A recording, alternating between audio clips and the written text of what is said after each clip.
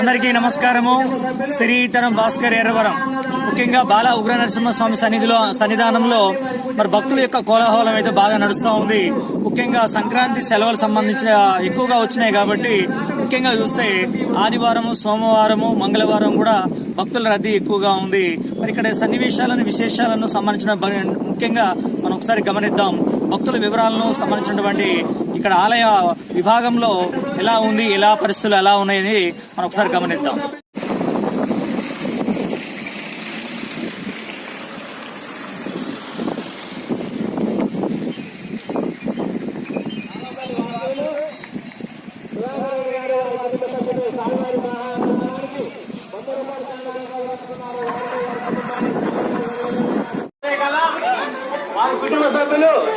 ఎర్రవరం బాల ఉగ్ర నరసింహస్వామి సన్నిధానంలో చూడొచ్చు. ముఖ్యంగా భక్తులు వేలాదిగా వస్తా ఉన్నారు.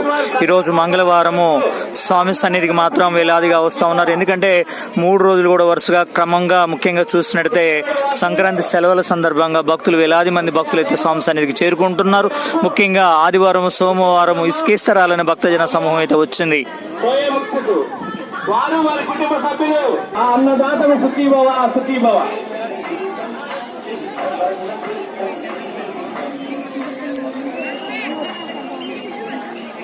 పిల్లకల్లి వాసువులు నాగిని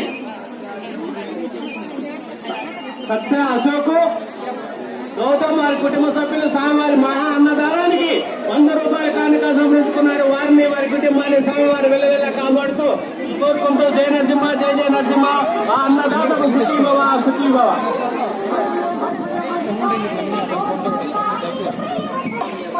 ఇక్కడ దేవస్థాన కమిటీ భక్తులకి అన్ని కూడా